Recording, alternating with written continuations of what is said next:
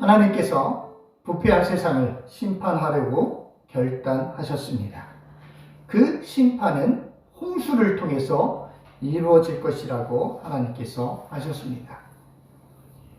호흡하는 모든 것들을 하나님께서 다 쓸어버리시겠다라는 그런 심판의 말씀이었습니다. 그 하나님의 심판 말씀 그대로 하면 하나님이 창조하신 이 세상에 있는 피조물들은 다 죽게 되는 그런 절체절명의 위기를 전 지구상으로 맞게 되는 그런 상황이었습니다. 하나님께서는 그렇게 심판을 하시고 얼마든지 새롭게 인류의 역사를 또 이 지구의 역사를 시작하실 수 있는 그런 분이셨습니다. 그렇겠죠? 네. 근데 하나님께서 그 홍수 심판을 선포하시고 예고하시고 나서 그 심판 중에 구원 받을 수 있는 그런 길들을 하나님께서 제시해 주셨습니다. 하나님께서 구원의 길로 방법으로 제시해 주신 것은 바로 방주였습니다. 방주. 오늘은 하나님의 구원선이라는 제목으로 함께 말씀을 나누기를 원합니다. 방주가 곧 하나님의 구원선이었습니다. 방주는 큰 배라고 생각을 하시면 되고요. 다음 주에 더 방주와 관련된 자세한 이야기는 나누겠지만 방주의 가장 큰 특징은 동력이 없다라는 것입니다. 동력이 없고 또 이 배를 조종할 수 있는 이 키가 없는 그게 바로 방주의 특징이라고 할 수 있습니다. 이 하나님의 구원선인 방주와 관련해서 우리가 배워야 할 것은 무엇일까요?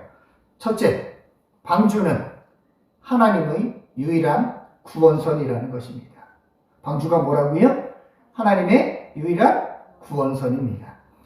창세기 7장 1절 말씀 같이 읽어보겠습니다. 여호와께서 노아에게 이르시되 너와 내 온 집은 방주로 들어가라. 이 세대에서 내가 내 앞에서 의로움을 내가 보았노라. 하나님께서 노아에게 방주를 만들라고 명령하셨습니다. 흥미로운 것은 하나님께서 만들라고 하신 방주가 여러 개였습니까? 아니면 단 하나였습니까? 단 하나밖에 없었습니다. 방주는 하나만 만들라고 그렇게 노아에게 말씀을 하셨습니다. 그리고 노아가 방주를 만드는 그런 시간들이 꽤 오랜 시간들이 걸렸습니다. 자, 홍수 심판에서 구원받을 수 있는 다른 방법은 없었습니다. 방주만이 하나님의 유일한 구원선이었습니다. 방주와 관련해서 흥미로운 부분이 있습니다. 방주라는 말 히브리어로 테바라고 합니다. 나이테 할 때 태자하고 바라본다 할 때 바자 테바라고 합니다. 성경에는 이 테바라는 단어가 히브리어가 딱 2번 쓰였다고 했습니다.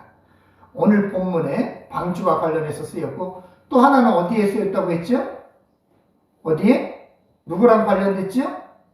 모세와 관련됐다고 했습니다. 그렇죠? 자, 출애굽기 2장 3절 말씀 읽어보겠습니다. 더 숨길 수 없게 되매 그를 위하여 갈대 상자를 가져다가 역청과 나무진을 칠하고 아기를 거기 담아 나일강 갈대 사이에 두고.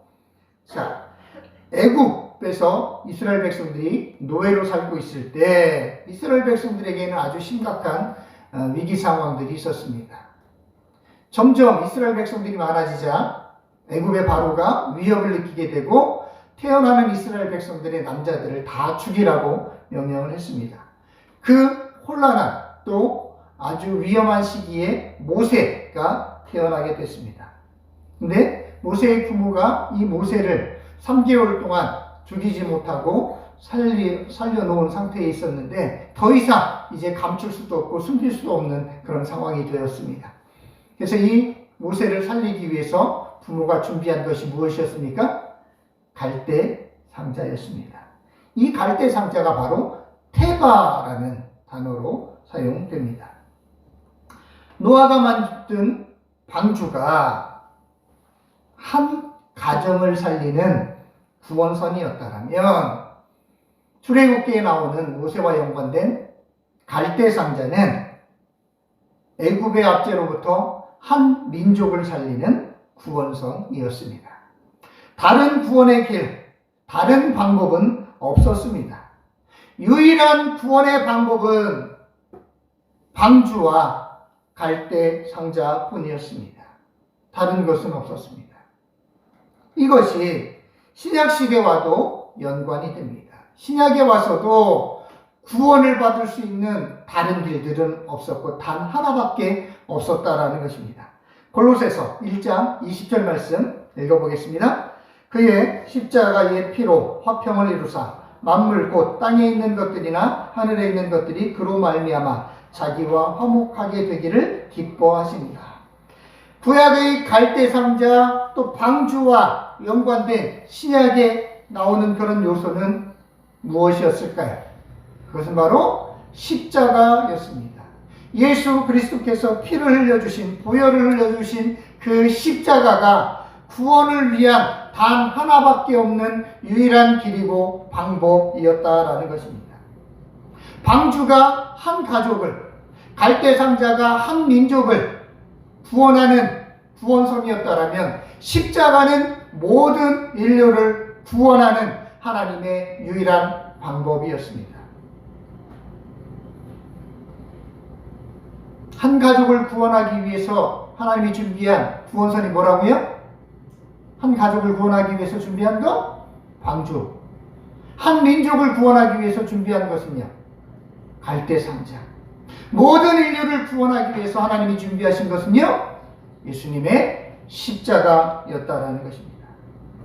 방주는 첫 번째 인류가 맞이하는 대재앙이었던 홍수에서 구원받을 수 있는 유일한 구원선이었습니다. 노아가 이 방주를 만들 때 사람들의 상황들이 어땠는지 우리가 하나님의 말씀을 통해서 살펴보기를 원합니다. 창세기 6장 3절 말씀 같이 읽어보겠습니다. 여호와께서 이르시되 나의 영이 영원히 사람과 함께하지 아니하리니 이는 그들이 육신이 됨이라. 그러나 그들의 날은 120년이 되리라 하시니라. 자, 노아가 방주를 만들려고 하는 그 시점 가운데 하나님께서 세상에 그 죄악이 가득 찬 것을 보시고 굉장히 많이 실망을 하셨습니다. 그래서 하나님께서 하나님의 영이 사람과 영원히 함께하지 않겠다라고 이렇게 말씀을 하세요. 그러니까 한마디로 하나님의 실망감이 표현되는 그런 표현이죠. 야, 니네들한테 정말 실망했다. 원래는 내가 나의 영을 통해서 너희들과 영원히 함께 있으려고 했었는데 내가 다시 한번 생각해 봐야 되겠다. 지금 잠시 동안은 내가 너희들과 도저히 함께 있을 수 없을 것 같다라고 하나님께서 말씀을 하신 거예요. 그만큼 인류의 죄악이 아주 컸다라는 것입니다. 그러면서 하시는 말씀이 뭐냐? 우리 인생의 날이 120년이 되리라고 말씀을 해주세요. 이 말은 두 가지 의미가 있습니다. 하나는 뭐냐? 사람이 그 홍수 전에는 900살 이상도 살고 그랬었잖아요. 그렇죠? 그러던 수명이, 인간의 수명이 120살, 많이 살게 됐을 때 120살 정도 살게 될 것이다 라고 하나님이 말씀하시는 겁니다. 그러니까 수명이 대폭적으로 줄어드는 그런 상황들을 말씀을 하시는 거고요. 또 오늘 본문과 관련해서는 어떤 의미가 되느냐? 120년 후에 홍수 심판을 하시겠다라는 그런 예언적인 경고가 된다라는 것입니다. 그렇잖아요. 지금 살고 있는 사람들에게 너희들의 수명이 120년이 된다라는 얘기는 120살까지 살 수 있다라는 얘기도 됐지만 지금 홍수 얘기를 하고 있잖아요. 그렇죠? 그러니까 홍수와 관련해서 120년 후에 홍수 심판이 있을 것이다라는 그런 이야기가 된다라고 보는 학자들이 있다라는 것입니다. 자, 그러면 여러분, 홍수가 일어났던 때가 언제인지 혹시 기억나십니까? 홍수가 일어났던 때. 네? 창세기 7장 6절에 보면은요, 홍수가 땅에 있을 때에 노아의 나이가 몇 살이었습니까? 600살이었습니다. 노아의 나이 600살 때 홍수가 일어난 것입니다. 그러면 이 말씀들이 홍수 심판을 예고를 했던 것으로 이해를 하게 됐을 때 그 사람의 나이가 120살이 됐다라는 얘기는 노아가 홍수 심판과 관련해서 하나님의 말씀을 들었던 때가 노아의 나이가 몇 살이었었던 때입니까? 네, 480살이었었다라는 거잖아요. 그렇죠? 네. 그러니까 노아가 480세에 홍수 심판이 있을 것이다라는 이야기를 들었다라는 것으로 이해할 수 있습니다. 자, 근데 흥미로운 것은 노아가 자녀들을 낳았을 때입니다. 노아가 자녀들을 언제 낳았을까요? 목사님, 지금 저희 자녀들도 제가 몇 살에 낳았는지 지금 가물가물한데 노아가 자녀들을 몇 살에 낳았는지까지 기억해야 합니까? 네, 기억 안 하셔도 되는데 우리가 성경을 조금 더 깊이 보자는 얘기로 말씀을 드리는 겁니다. 자, 창세기 5장 32절 말씀 읽어보겠습니다. 노아는 500세 된 후에 셈과 함과 야벳을 낳았더라. 자, 노아가 몇 살 이후에 자녀들을 낳은 거예요? 500살 이후에 자녀들을 낳은 거예요. 그 전에 자녀들을 낳았는지 안 낳았는지는 모르겠어요. 근데 무슨 사연이 있는지는 모르지만 그동안 노아가 좀 이렇게 불임이 있었는지 혹은 결혼을 아주 늦게 했는지는 모르겠어요. 근데 노아가 자녀들을 낳은 것이 500세 이후에 낳기 시작했다는 거예요. 그리고 노아의 방주에 들어가는 자녀들을 보더라도 오늘 본문에 나왔던 셈, 함, 야벳 세 자녀들만 나와요. 그렇죠? 그러니까 또 다른 자녀들이 있었던 것 같지는 않습니다. 자, 그러면 이 말씀을 근거로 봤을 때 500세 이후에 낳았다라면 제일 첫째 아이를 500세에 낳았다라고 우리가 생각해 볼 수 있다는 겁니다. 그렇죠? 네, 500세. 자, 그러면 노아가 480세에 홍수가 있을 것이다라는 이야기를 하나님께로부터 듣고 방주를 지으라는 말씀을 들었습니다. 그러면 그때부터 노아가 방주를 지었겠죠. 그렇죠? 그러면 방주를 혼자 지었을 겁니다. 옆에서 노아의 아내가 거들어줄 수는 있겠지만 방주를 짓는 절대적인 몫은 노아에게 있었다라는 거예요. 그러니까 노아가 혼자서 짓고 있었던 거예요. 그러다가 이제 500세 이후에 자녀들을 낳았어요. 그러면 노아의 자녀들이 노아가 하는 일들을 도와줄 정도 나이가 되려면 몇 살 정도 돼야 됐을까요? 그래도 적어도 청소년기는 돼야 되지 않았을까요? 그렇죠? 그러면 한 15에서 20살 정도는 돼야지 그래도 힘도 쓸 수 있고 아버지가 하는 일들을 육체적인 노동들을 도와줄 수 있는 그런 상황이 되었을 거라는 겁니다. 그러면 그런 면으로 봤을 때 노아는 약 35년에서 40년을 혼자서 방주를 짓고 있었다라는 거예요. 혼자서. 여러분 35년, 40년 동안 꾸준히 한 가지 일들을 하는 게 쉬워요, 어려워요? 어려워요. 난 지금 농사 일들을 하시잖아요. 그죠? 그러니까 이게 할아버지, 아버지 때로부터 농사 짓는 일들을 하셨으니까 여러분들이 지금껏 하신단 말이에요. 지금껏 30년, 40년 이상 하신 분들도 있으시잖아요. 근데 그 과정들을 되돌아보면 결코 쉽지 않은 과정이었다라는 거예요. 근데 이제 여러분이야 농사를 지으시니까 그런데 일반 직장인들은 한 직장에서 35년, 40년 일을 꾸준히 하는 게 쉬울까요? 어려울까요? 겁나게 어려워요. 사업을 하시는 분들은 더 어렵고요. 그러니까 노아가 한 35년, 40년을 혼자서 지금 방주를 짓는 그런 일들을 하고 있는 거예요. 그러면 그렇게 35년, 40년을 방주를 혼자 짓고 있는 노아의 모습을 본 그 당시의 사람들이 노아를 보면서 어떤 생각을 했을까요? 어떤 반응을 보였을까요? 아마도 굉장히 비웃었을 거예요. 굉장히 조롱했을 거예요. 저 바보 같은 놈. 도대체 무엇을 하고 있는 건가? 홍수가 온다고? 홍수가 뭔데? 내가 지금껏 이슬 내리는 건 봤고 비가 농작물들이 자라는데 적절하게 내리는 건 봤는데 저 높은 산이 차오를 만큼 비가 오는 것은 본 적이 없는데 도대체 무슨 일을 하고 있는 것인가? 굉장히 많은 사람들이 비웃었을 것입니다.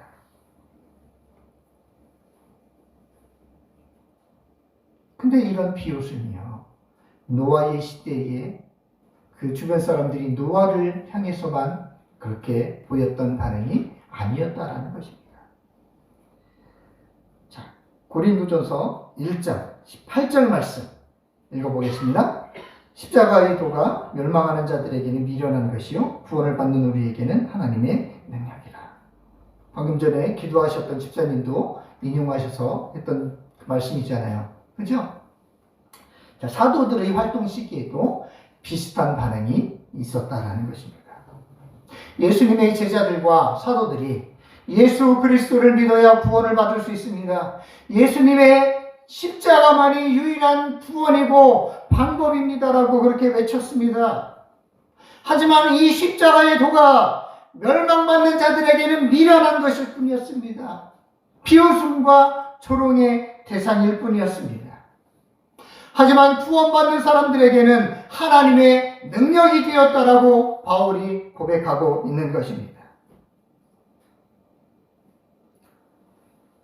방주, 또 갈대상자, 십자가는 구원과 관련해서 굉장히 중요한 것들이었습니다. 방주는 한 가족을, 갈대상자는 한 민족을, 십자가는 모든 인류를 구원하기 위한 하나님의 위대한 계획이었고 단 하나밖에 없는 방법이었고 길이었다라는 것입니다. 다른 것은 없었습니다. 특별히 십자가는 인류를 구원하시기 위한 단 하나의 유일한 방법이었습니다.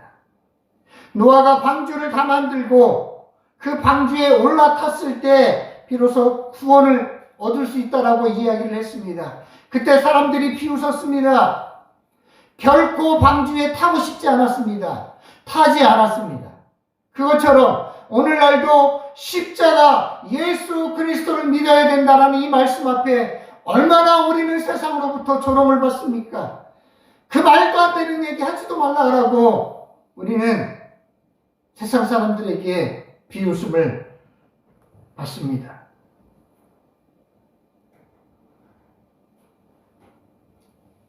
그런 상황이라 할지라도 저와 여러분에게 있어서 십자가만이 유일한 구원의 길이고 통로고 방법이라는 것들에 대해서 우리가 다른 길은 없다라는 분명한 확신으로 살아가야 한다는 것입니다. 우리가 십자가 든든히 붙들고 끝까지 주님과 함께 동행하는 저와 여러분들의 삶이 되시기를 주님의 이름으로 축원합니다.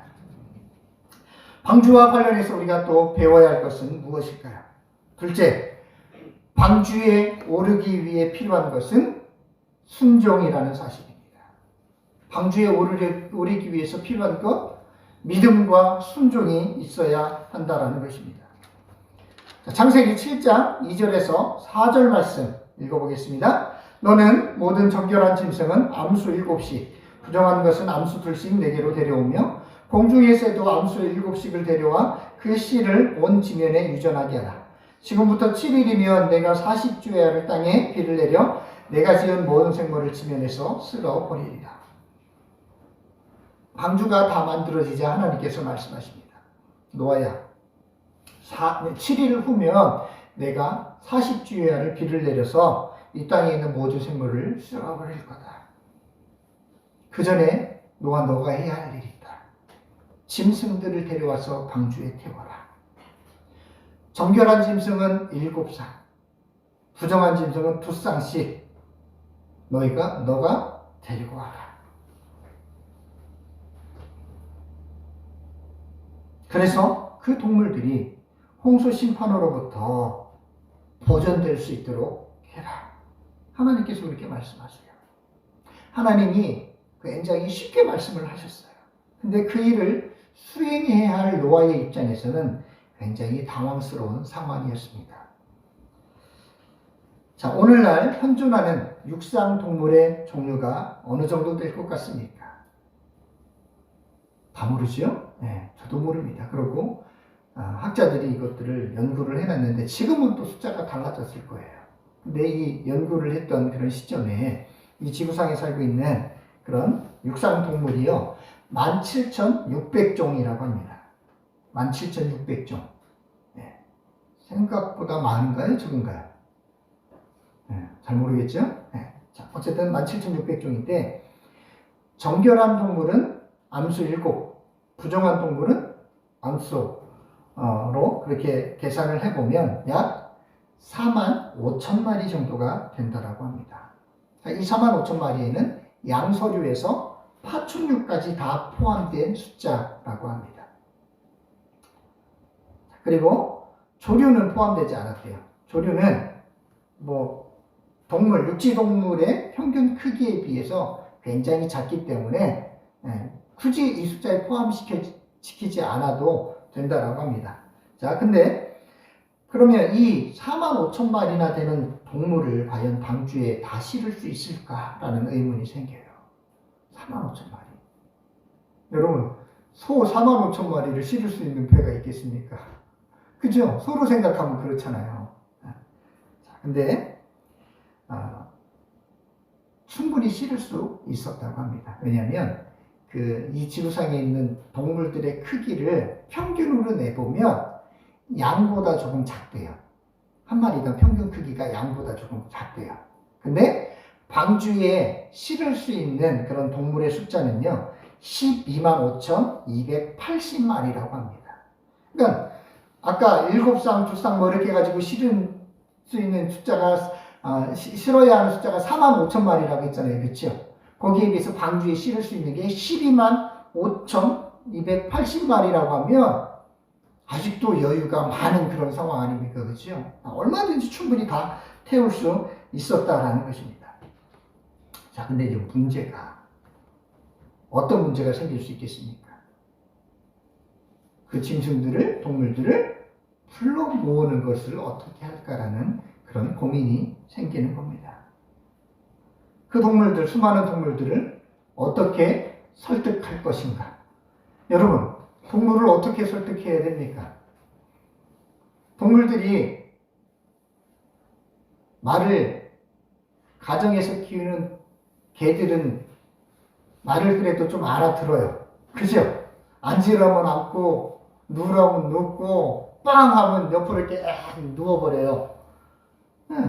손 달라고 하면 손을 줘요. 또 이렇게 고리를 딱 하면 코를 갖다 이렇게 딱 끼워요. 그거보다 조금 수준이 높은 놈들은 양말 갖고 오라면 양말 갖고 오고, 리모컨 갖고 오라면 리모컨 갖고 오고, 걸레 갖고 오라고 하면 걸레 갖고 오고요. 빈병 같은 거, PT병 같은 거 이런 거 쓰레기통에 갖다 버리라고 하면 갖다 버리더라고요. 그렇게 말을 잘 듣는 놈도 있더라고요. 여러분, 근데 반려동물이 인간이 옆에 떠놓고 수없이 반복해서 훈련시킨 그 개들은 그렇다 치지만 다른 동물들은 어떻게 설득할 겁니까? 야, 니네 잘 들어라. 지금부터 심각한 얘기를 할 거다. 시리를 오면 비가 엄청 올 거거든? 근데 니네들 살고 싶으면 내가 만든 방주에 타야 돼. 탈래 안 탈래? 그런 얘기가 통할까요? 안 통할까요? 어떻게 통하겠어요, 그게. 참 쉽지 않은 그런 상황이었었다는 거예요. 저희들이 개를 키우잖아요. 근데 이 개들이 평상시 말을 아주 잘 들어요. 근데 통제가 안 되는 때가 있어요. 언제 통제가 제일 안 될까요? 저희 집 개들이 다 순놈들이에요.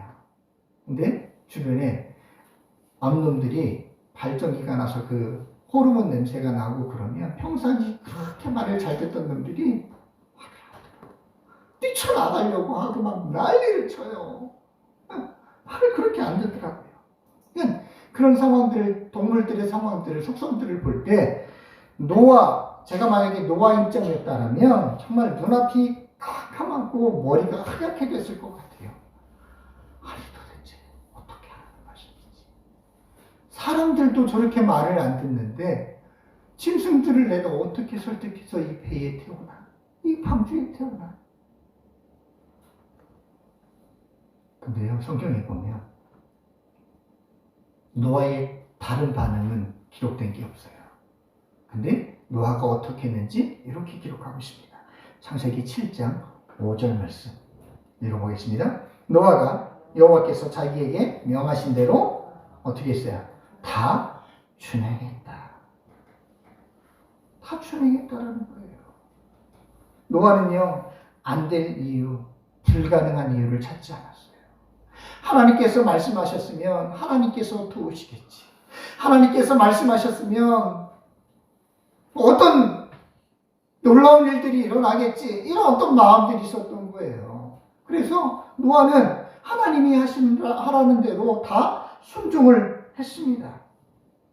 그리고 그의 가족들도 순종을 했습니다.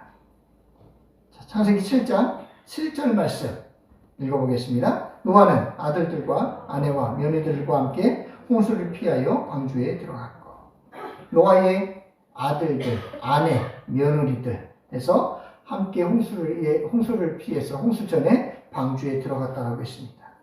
근데 이 성경이 그냥 한 줄로 요약을 해놨기 때문에 아주 쉽게 아무런 문제 없이 가족들이 들어가는 것처럼 보일 수 있습니다.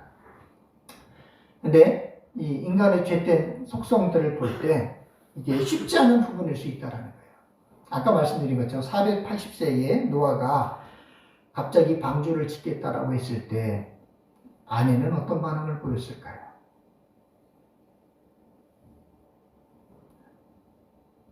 지금껏 농사 잘 짓던 분이 갑자기 하나님이 나한테 배를 지으라고 했어. 나 배 지어야 돼. 그렇게 하면은 아내인 여러분 뭐라고 말씀을 하시겠습니까? 뭐라고? 배를 짓는다고? 당신 배 만들어 봤어? 배를 왜 짓는데? 언제 짓 건데? 배 지을 돈은 어디 있는데? 배에 들어갈 나무들은 어떻게 할 건데? 여러 가지 생각들이 많을 거 아닙니까? 노아의 아내가 어떻게 반응을 했을까요? 아니, 노아가 뭔가 좀 이렇게 돈을 벌어와야지 노아 아내도 살림을 살 거 아닙니까? 그쵸? 근데 농사를 짓는 것도 아니고, 돈을 벌어오는 것도 아니고, 배를 짓는 거, 그 쓸데없는 짓 하는 거나 마찬가지잖아요. 그러면 얼마나 노아의 아내가 뭐라고 잔소리를 했을까요? 자, 또 이제 500세 이후에 자녀들을 낳았어요. 자녀들을 낳았는데 아이들이 태어나서 주변을 인지할 수 있는 그런 상황이 됐다라고 한번 생각을 해봅시다. 큰아이가 한 5살 정도 됐다라고 생각을 해봅시다. 그러면 큰아이가 이렇게 물었을 것 같아요. 아빠 지금 뭐 하세요? 배 만드는데? 아니, 배를 왜 산 꼭대기에 만들고 있으세요? 하나님께서 홍수 보내셔서 쓸어버리시겠다고 하셨거든. 아빠, 홍수가 뭐예요? 홍수가 언제 시작되는데요? 아빠, 이렇게 방주 지어서 언제 다 완성하시려고요? 언제 끝나요? 그런 질문들을 아들이 하지 않았을까요? 자, 노아가 480세에 방주를 만들기 시작했고, 노아의 아들이 만약에 5살에 그런 질문을 했다면, 노아가 방주를 앞으로 만들어야 될 그런 시간들이 얼마나 더 있어야 되는 겁니까? 아직도 95년을 더 그렇게 배를 만들어야 되는 상황인 거예요. 여러분, 그러면 그 나머지 95년 동안 아내는 가만히 있었겠어요? 자녀들은 가만히 있었겠어요?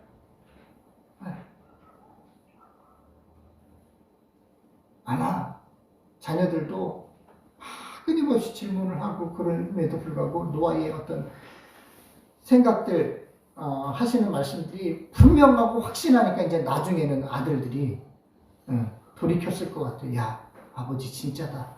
진짜 무슨 일이 있기는 있나 보다. 그러면 우리가 옆에서 도와서 배를 만들자. 이런 어떤 상황이 되지 않았을까라는 생각들을 해봅니다. 자, 노아가 전혀 갈등이나 고민 없이 또 주변에 잔소리나 방해 없이 방주를 쉽게 만들었다고 생각해서는 안 된다라는 것입니다. 노아에게도 고민이 생겼고 갈등이 있었을 겁니다. 여러분 생각해 보세요. 120년 동안 이 일들을 해야 되는 거예요. 35년, 40년 동안 혼자 나무를 베어오고 대패질을 하고 못을 받고 망치질을 해야 되고 이런 상황들이 35년, 40년 동안 있었는데 아직도 가야 할 길이 먼 거예요. 노아는 중간에 포기하고 싶은 마음이 없었을까요?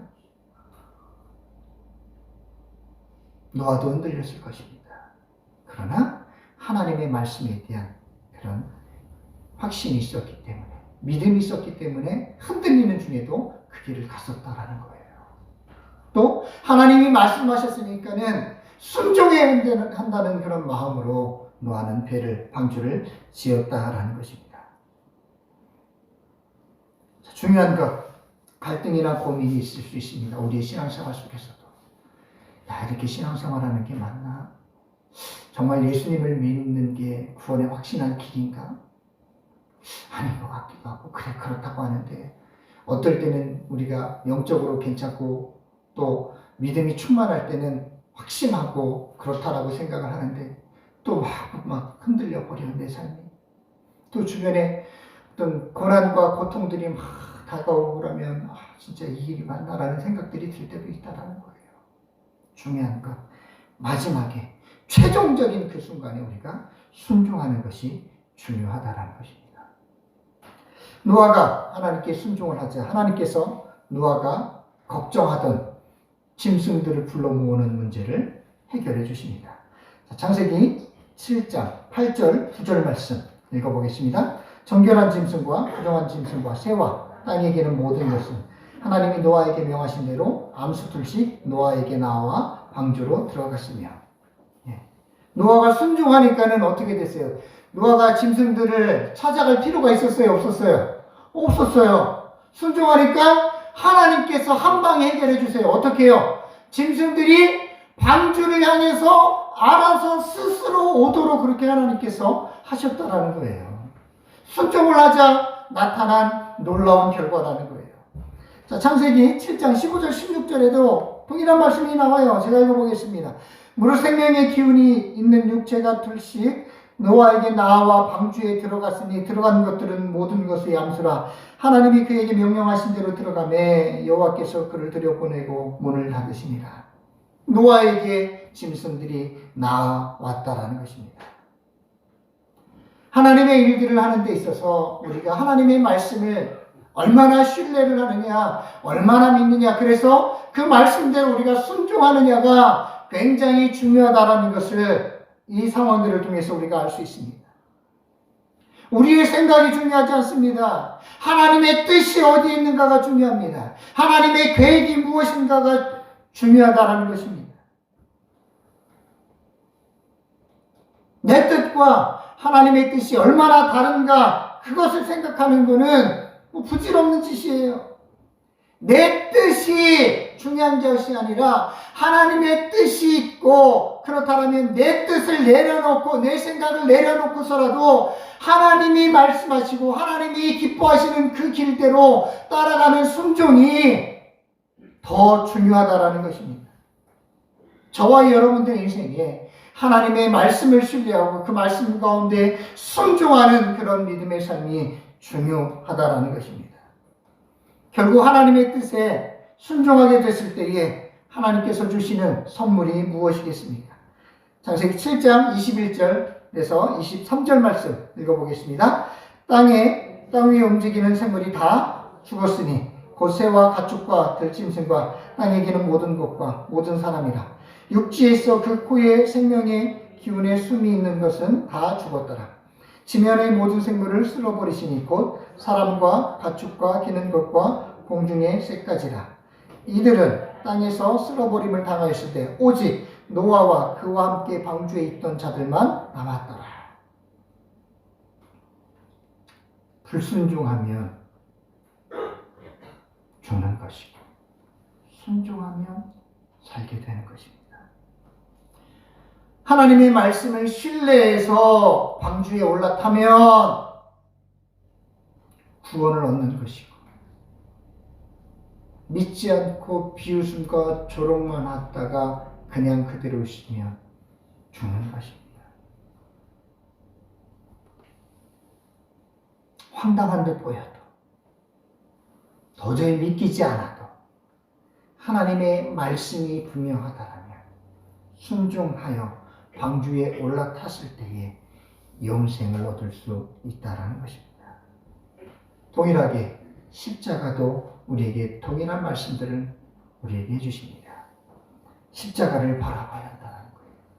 십자가의 피를 흘리신 예수 그리스도를 믿어야 한다는 것입니다. 그래야 살 수 있습니다. 다른 길은 없습니다. 십자가밖에 없습니다. 기도하시겠습니다.